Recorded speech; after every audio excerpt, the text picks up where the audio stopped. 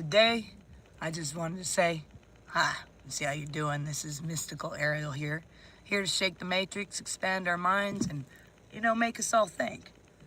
And hopefully, you guys are having a great day today, and your morning's been beautiful, and you've had some amazing meditations. There's a moment, quiet and profound, when you realize something, and that you are not the story of your life. You're not the trauma that you carried all this time. You're not your titles, you're not your body, you're not your education, you're not your job, you're not what you have in the bank. None of those things are just illusions. When you discover all of this, there is this joy and immense bliss that comes. And you look at life like it's a game, and you're in the immense immerse of it, but you realize even more than that. The prison system that can't hold you. And you decide that it's about you to come and tell the rest how to set the captives free and to be in bliss, even no matter what train you're riding on. So, here we are this morning, all of us. Many of us who are watching this is because you finally came to the conclusion that maybe since Ariel's been teaching about all this stuff, that science lines it up, spirituality lines it up, and the ancient text lines it up, and philosophy lines up, psychology lines up with this. I mean, come on, guys. What point am I teaching that is not true? I teach facts at this point that literally have so much backing it that it shocks me that humanity continues to be entrapped in the places that you are. Why? I know I used to be entrapped by my past, haunted by it. It controlled every inch of me. I was a victim. And I don't even need to begin to share what kind of program they had me in. But in the existence of this realm of what you understand, it was a literal program.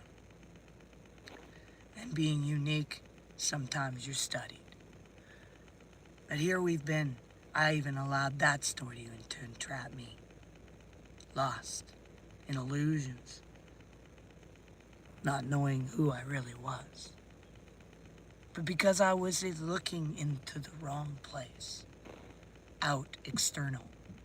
The external doesn't hold the answers that have always been within.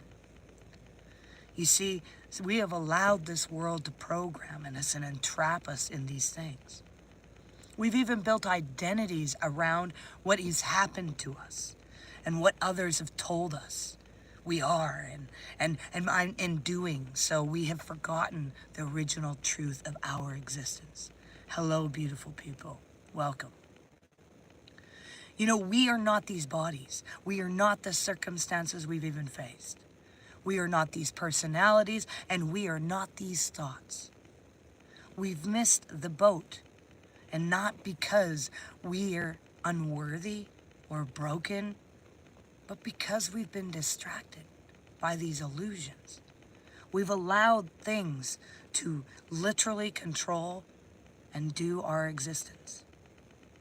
You see, we think we're broken or unworthy because we've been distracted by all this chaos. We've been hypnotized by a false simulation and programmed by fear, ego, and separation. It is what gets in our way. Here's the science and the psychology of entrapment that we get stuck in. You see, neuroscience now confirms what mystics have longed to know. The brain is plastic, by the way. Yeah. Every time you react, every time you insult, every time you do any of these things, your brain, it's like plastic. And every time it does that with anger, fear, shame, you're depending on a neural groove, just like a record player. The same song plays until the record is changed. You want to have the same thing going over and over again. It's because you're getting stuck. Thank you. Jody, you're beautiful as well. Beautiful people, thank you for coming here. I will get to your comments unless they're negative. If they're negative, I'll tell you go try again. Go get yourself a little bit more education or do something to help yourself, because none of that stuff works with me. Anyways, we call these things called triggers. That's what they're called. When we allow things to bother us, they're called triggers. And we get these trigger responses. But really, they're just conditions. They're conditioned patterns. Even the way we act sometimes, those are conditioned patterns. They aren't even you. They're old reactive program that you've inherited and not chosen. Every time you allow those reactions and you react to someone's responses or words or actions, you only do this, reinforce those loops that you've already got grooved in. And understand, you don't have to have them. You can literally change them. Your mind, you can totally change it. And I'm not metaphorically talking, I'm talking neurologically. You can change your entire brain. I've done it. I'll tell you, I've done brain mapping and all of that stuff to even show it. The person I was before my own kids don't recognize who I am today. They had to get to know me again. Completely. Even in the physical form and everything. My whole everything changed. I learned to become the eye of the storm. And that's what all of us have the ability to do. Now imagine being the eye of the storm, still, unmoved, centered, even while chaos spins all around you. But just, it's funny, I used to be one who got told, hey, quiet, you're talking too loud. Now I go, hey, could you speak up? We cannot hear you. And by the way, your voice is so peaceful, it's like it's mesmerizing, we want to fall asleep. In a peaceful way, not to ignore when I'm speaking. They ask me to speak up. Because it's centered. So imagine becoming that eye of the storm, that center. Unmoved by what the world does around you. That you can come in and be the voice of reason. Even while chaos goes, wah! This isn't about being passive either. It's about being rooted in your original nature. Love, peace, mercy, harmony. You were designed to operate from that frequency. And the world around you may be loud, but you don't have to absorb it. You see, you were never meant to be this sponge, people. You were meant to be the sun.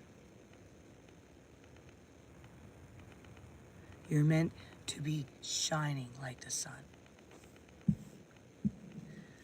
You emit light. You don't chase it. You don't react to darkness. You transform it by presence alone. You see, this is what they call zero fear. Others call it Christ consciousness or Buddha mind, or the Gnostics called it the Gnostics' direct knowledge of the divine spark within. You see, you can walk through the shadows and see the truth. And the only way out is in. We get affected by these things on the external because we focus on the external. But if we go in, it's when you become aware of your emotions instead of consumed by them. You reclaim your power. You stop reinforcing false beliefs about yourself and you start recognizing what is real. The value. Fear, anger, jealousy, these are not even you. They are responses formed from past pain and ancestral trauma and societal programming. And they are the voice of assimilation. But there is another voice, that still small voice, the eternal. It speaks not from the mind, but from the soul. And it hears. And to hear it, you must go silent. To remember it, you must let go of what you are not. Nature shows us, you guys. It's all around us. In nature, there is no identity crisis. You guys ever realize it? The tree doesn't question, is it right to grow where I'm at right now? No, it landed there. It's going to grow. The river doesn't worry to flow where it's supposed to flow, or if it's flowing too loudly, it just flows. And the eagle does not apologize for flying. You know, hey, sorry, I'm flying today. No, it doesn't. It just soars. And we too are born to align with our original design, flow, balance, and wholeness. From a spiritual perspective, this is the return of Eden, not a physical place, but a state of being. It is a remembering of our divine blueprint.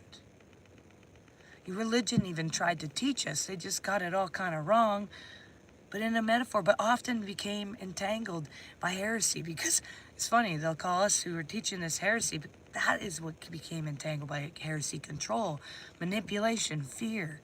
The Gnostics were exiled because they taught something dangerous to the empire. Now the kingdom of heaven was within you. And the divine is already inside you. Not something you earn or something you pray to. It's just there already. But something you had to remember, a relationship entwined in one. The mind is the gateway, and we do not need to change the world to change our lives. We need to change the way we perceive the world.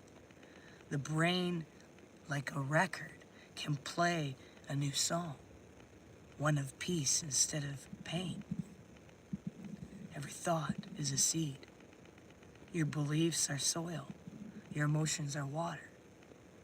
And what you feed grows. So instead of rehearsing your pain and rejections or judgment, begin rehearsing your presence, your neutrality, your love. It will feed the unnatural and at first, the normal. You've been playing someone else's song for so long. It's time for your freedom. So stop letting the external world tell you who you are. Remember the truth. You're not here to survive this simulation. You're here to awaken from it, people. That's what you're here for. Well, Jody, you're beautiful too. Hello. Let's see who you guys got. Victor. Rio, hey. Emily said hi. Odie, man. Thanks, man. Good morning. What a world. Hello. You are beautiful. Thank you very much. Odie, broken. Where's your hair? Well, my hair story. Well, I've had to go through some different treatments, and I have some crazy health. And some of my hair fell out, and I'm starting to grow back. And some of it I wouldn't cut off because I was still trying to hang on to my hair. So then you just work with it, and you do whatever styles you can, and it's slowly growing back, and that's what's mattering. So hey, there you go. Peace and love. We'll see you guys up.